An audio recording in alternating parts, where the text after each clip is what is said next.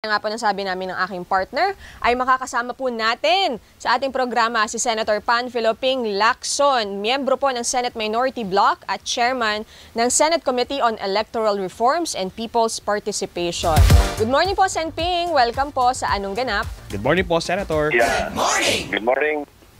Yeah, good morning, Christian, and good morning, Victoria. Magandang umaga sa ating lahat. Salamat po. Good morning. Thank you, sir, for joining us. Salamat po. Sir, kumusta ang inyong pakiramdam? Una sa lahat, parang sabi po last week, medyo masama po ang inyong pakiramdam. Okay naman na po? Medyo okay na. Nagre-recover na. Nako. Okay lang. Opo, thank you po, sir. At kahit masama May virus eh. Oo nga po, meron nga. At kahit masama ang inyong pakiramdam, sir, na-deliver nyo ang inyong privilege speech tungkol sa mga maanumalyang flood control projects. Sa akin, sir, unang katanungan ko po siguro, ilang years na po itong nangyayari at millions, billions of pesos ang involved. Bakit po ito kaya nakalusot, itong mga anomalous, itong mga ghost projects na ito? Well, you mentioned na merong mga kasabwat sa DPWH, pero wala bang ibang government agency na nagka-counter-check ng mga proyektong ito?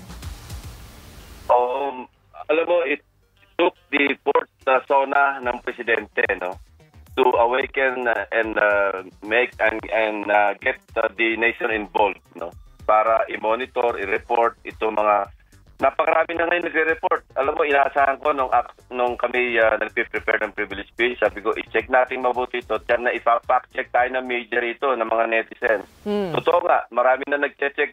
Pinupuntahan nila yung aking na-expose, ano, mga lugar-lugar sa Calero sa Bulacan, Amalos Bulacan, yung sa Nauhan, pinuntahan talaga. At ina-expect na namin yon. Isa pang ina-expect yun, na-anticipate ko, naku, sasabihin ng DPWH sigurado dito isolated kayo sa Bulacan. Yes. So, kaya nga ginawa ko, magsagawa tayo ng different case studies, hindi lang sa isang lugar. Actually, nung ginagawa namin yung kinacraft namin yung privilege speech, tapos na sana kami doon sa Oriental Mindoro kasi ang dami ng kaso doon eh.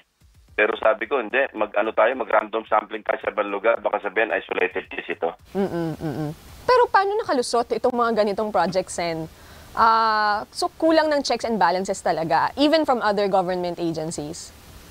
Hindi, umabot na sa sukdulan eh. Kasi nga, di ba sinabi ko doon na for the past 15 years, 3 trillion halos yung inappropriate natin sa different GAAs, sa 15 GAAs. So lumala ito kasi nung nakita nilang lumulusot at napakadaling pagkakitaan, sabi ko nga, piece of cake. So tumawdo na sila ng insertion papuntang flood control projects nagsimulang 2023, 2024, 2025. Tama ka, Victoria, no? Walang check and balance eh.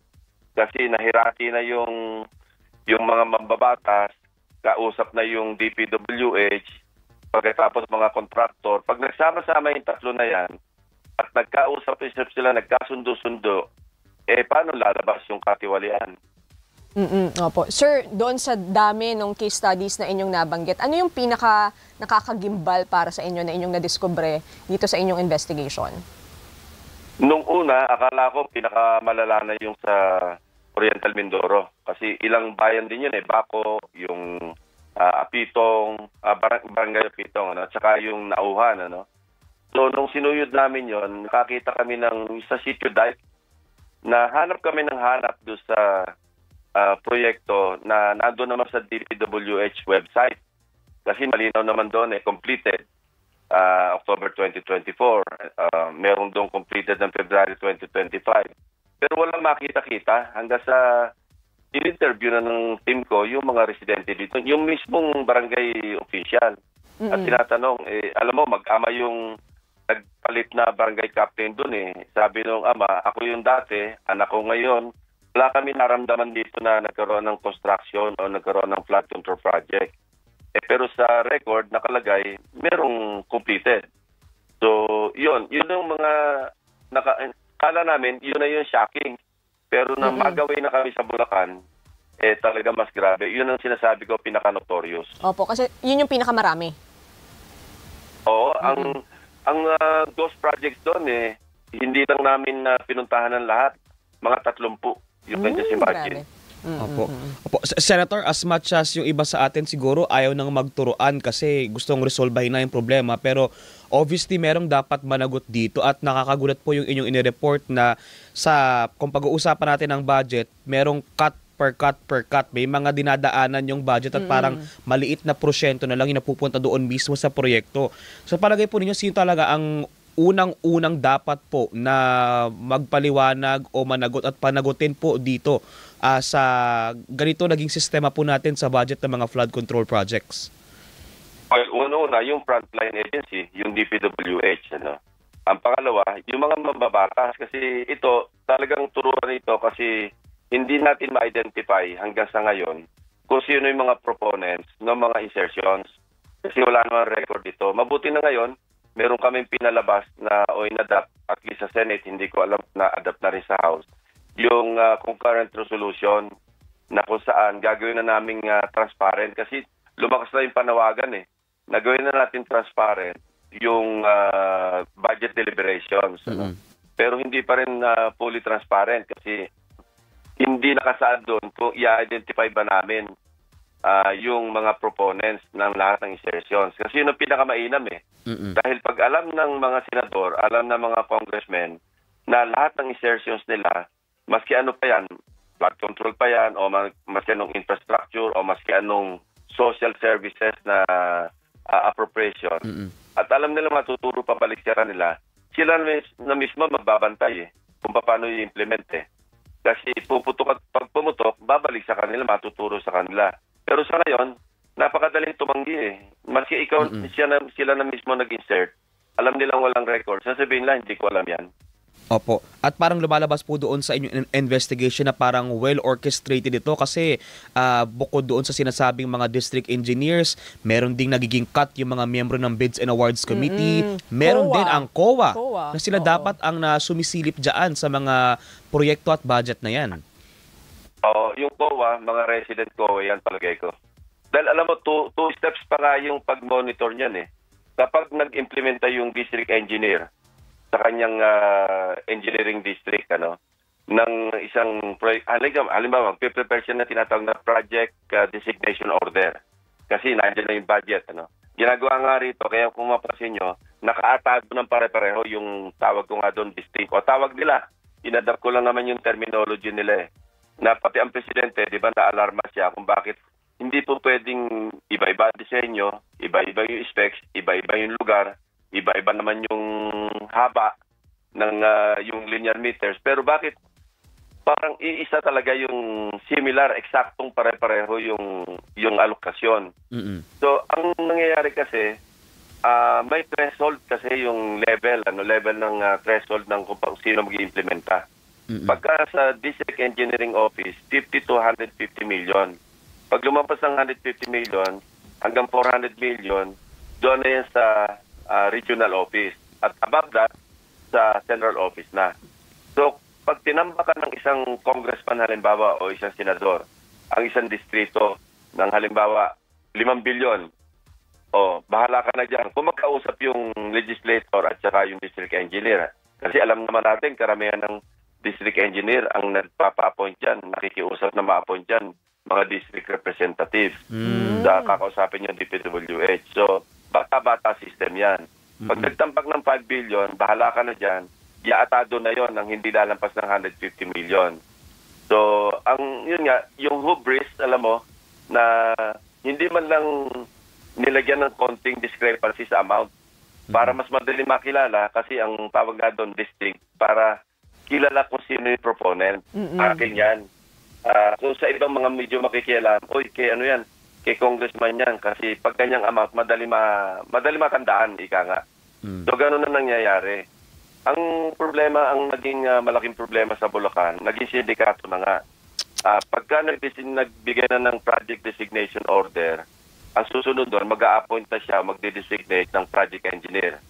Tapos siya na rin na magde-designate ng site inspector.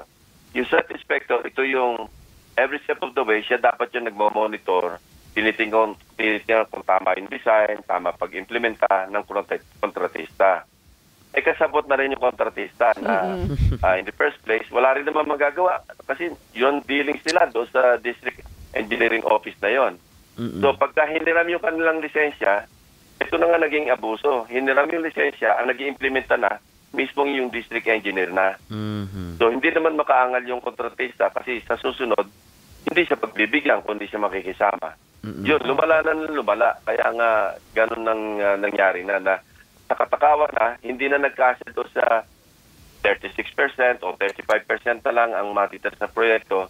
Ginos project na para lahat kita na. At ang nakakalungkot po dito, as Senator, nung isa-isa pong nilabas ninyo, yung sa inyong investigation, maging ng Pangulo, yung mga local officials, mo'y parang mga maamong tupa na parang sasabihin nila, wala silang alam na may mga nakalusot na mga ghost projects, hindi natuloy na mga proyekto.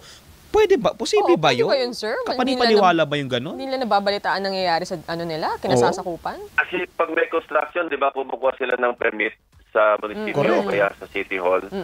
At maski sa barangay, sabi nga ni dating DPWH Secretary Bev Singson, di ba? Yung pati barangay, pumapapil pa rin eh. Na kung saan, bago pagbigyan ng barangay chairman o ng sanggunian ng barangay, yung mag-i-implementa ng proyekto, pumapapil din sila maski pa paano, nakikihati rin. So, kung well orchestrated, ang talagang biktima rito, yung mga taxpayers, tayo. Opo. So, Sen, nababanggit niyo po, may mga mambabatas na involved. At doon po sa inyong privilege speech noong Wednesday, hindi niyo directly nabanggit ang any name ng any congressman. Pero doon sa isa niyong slide, sir, nakalagay yung pangalan ni Congressman Arnan Panaligan. So, are you pertaining to him, sir, when you said na merong mga congressman na involved dito sa mga anomalous projects, sa mga ghost projects? May interesting inside story dyan na Victoria. No? Nung kinakraft namin, lumabas na nga yung mga banners, mga Facebook posts at lahat. Tapos, siyempre, tinignan namin doon sa Nauhan at saka doon sa Baco. So, noong nandun talaga, nakabalandra talaga yung pangalan niya na funded by his office. Tapos initiative niya, parang alokasyon ng opisina ng congressman. So, ako ayoko magbanggit ng pangalan na maski sino mambabatas kasi una-una wala namang pruweba na sila talaga yung nag-insert ng pondo. Pangalawa, kung magbabanggit ako ng isa, dapat magbanggit din ako ng iba. Kung hindi, unfair naman doon sa isa. So sabi ko, wag na lang tayo magbanggit. I-blur nyo na lang yung Yun ang una namin plano. Sabi ko, i-blur nyo na lang yung pangalan ng congressman dyan. Badang uli, sa loob-loob ko, bakit ako magtatakip para sa kanya? Siya naman ang nag-post nito. So, why should I cover up for him? So, sabi ko, sige, ilabas yun na lang. Although I did not mention his name, but obviously, siya yung sinasabi kong district representative na mapag-angking congressman. Kasi inaangkin naman talaga niya. Factual naman yung aking presentasyon. Hindi naman ako nag-speculate. Hindi ako nag-assume. Talaga naman factual. So, kaya natawa ako nung na-interview na siya agad-agad kasi nagpa-interview siya. At sinasabi niya, wala akong kinalaman dyan, hindi ko alam yan, nasa NEP yan. Totoo, wala sa NEP lahat yon. Ang nasa NEP doon sa kanyang lugar, 810 million lang. Pero lumobo ito, may nag-insert, hindi ko sinasabing siya, wala akong proof na siya. May nag-insert ng 1.1 billion, kaya umabot ng 1.9 billion. Wow! So, hindi naman pwede nanggaling sa langit. O nagaling sa ulap yung insertion. Siyempre, meron nag-propose noon ng amendment. 1.1 billion. So, sino yon? Hindi ko sinasabing siya. Pwedeng ibang congressman na nakakita ng opportunity na doon maglagay. Pwede namang ang intention maganda kasi talaga namang susceptible sa flood yung Nauhan eh. Yung river system nila talagang malawak. So, ang masama, yung implementasyon. Wala namang masama na mag-appropriate tayo, mag-allocate ng pondo sa isang lugar na talagang binabaha. Pero yung implementasyon, lumalabas, kung hindi man substandard, meron pang ang ghost. Okay, so hindi siya yung tinutukoy nyo na kumbaga directly nasa likod nito. Pero syempre siguro kailangan magpaliwanag bakit may pag-claim doon sa project when sinasabi ni Congressman na exclusive authority na territory ng DPWH. Oo nga kasi tinuturo niya yung National Expenditure Program na na raw yun, pinlano na ng DPWH. Opo. Pero hindi niya pinag-aralan na 810 million nga lang yung nasa National Expenditure Program. Tapos pagdating sa House, ang masama rito, ang pinagkunan pa, ang program appropriation. Hindi sa regular budget. So, ibig sabihin, meron silang pinagugutan galing sa regular budget. Kasi ang budget natin, Victoria, Christian, ano yan eh, tatlo components, major, no? Regular budget, special purpose fund, nandoon sa ilalim ng special purpose fund, yung unprogrammed appropriations at yung automatic appropriations, nandiyan na yung IRA, debt service, lahat, kasi automatic na yon. So, itong unprogrammed appropriations na under the special purpose fund, yung special purpose fund, ito yung tinatawag na augmentation ito eh. Kapag kinulang yung pondo para sa regular budget sa mga items, yung presidente, siya mag-authorize na, o sige, mag-realign tayo galing sa unprogrammed appropriations o kaya sa... At saka may mga patakaran dyan, hindi basta-basta pwedeng humugot. Kailangan merong excess revenue. May certification yung National Treasury. May pera tayo dito, may excess. So pwede tayong kumuha, ilagay natin dyan sa isang item dyan. Halimbawa, nauhan, kinulang. O kaya, merong accompanying revenue measure.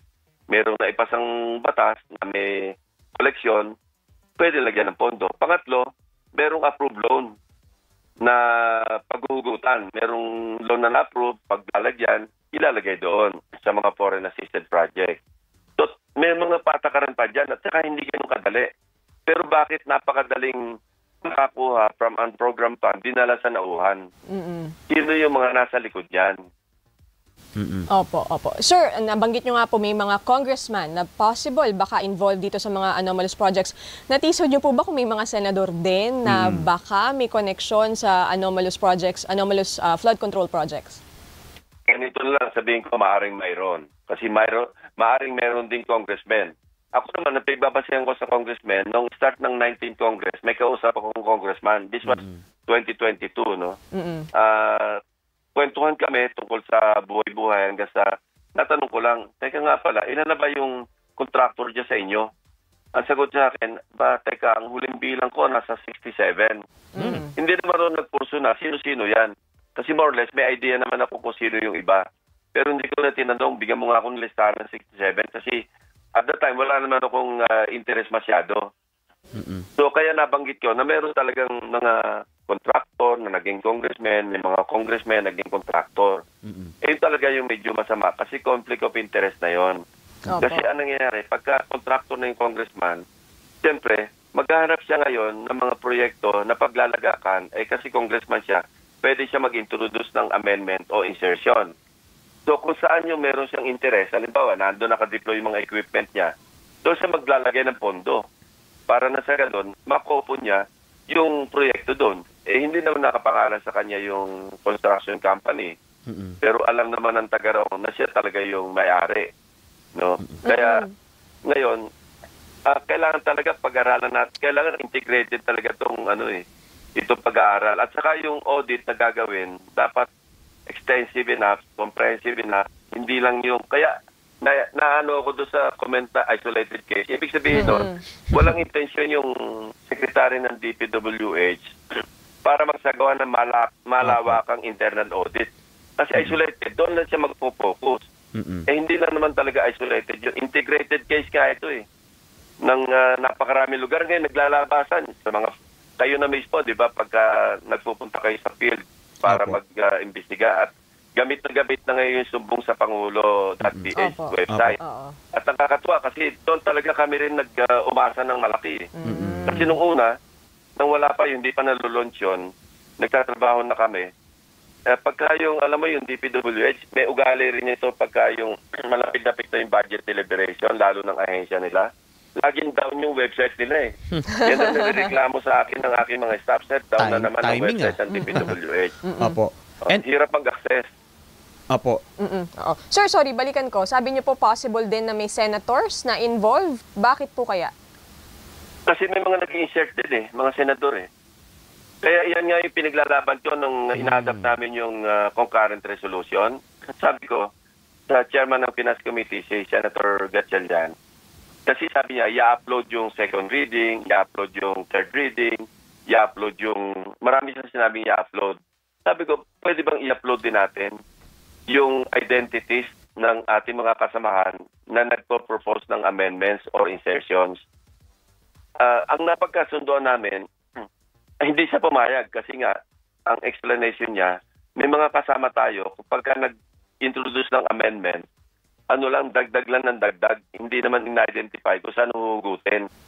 Eh, sino maghahanap doon? Siyempre ng chairman. Eh, pagka in-upload natin yun, lalabas doon, pinakamaraming pangalan doon ako. Siya, yung chairman. Kasi siya nagbawas sa ahensya para idagdag doon sa mga sinabit na written amendments ng aming mga kasamahan. So sabi ko, di ganito na lang. Kapag tinanong ko bakit umusbong dito sa isang ahensya, pwede bang i-identify mo sa akin kung sino yung nag-amend? Oo daw. Sabi ko, sige, hindi na ako mag-a-amend, basta kasunduan natin yan.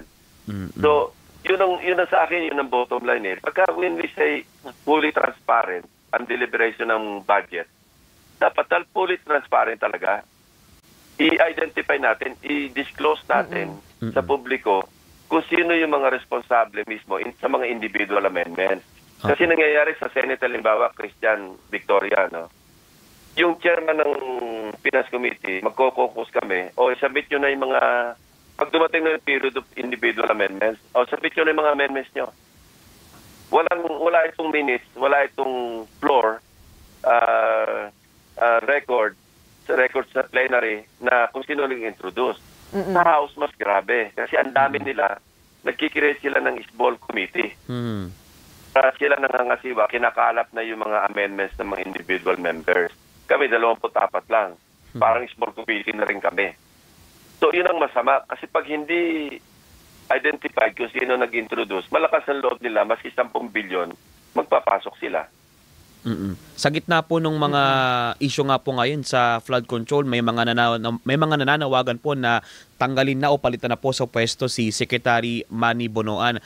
Is it fair ba, Senator, na at the height of this investigation siya po ay maalis sa pwesto at palitan? Paano po makaka-apekto ito sa pag-usad pa po ng investigation kung sakaling siya po ay palitan? Mahirap mag-judge, kasi hindi natin alam kung may kinalaman siya. At the very least, yung command responsibility na tinatawag. Pero alam mo, yung designation sa pagiging cabinet secretary, position of trust yan eh. That's between him and the president. Yung president naman, siya yung answerable sa publiko pagka yung inappoint niya, hindi nagpe-perform o kaya masama ang performance. So, I'd rather leave it to them, to Secretary Bonoan, to the president, to decide kung ano yung kahinatnan nung position o yung designation ni Secretary Bonoan. It's up to them.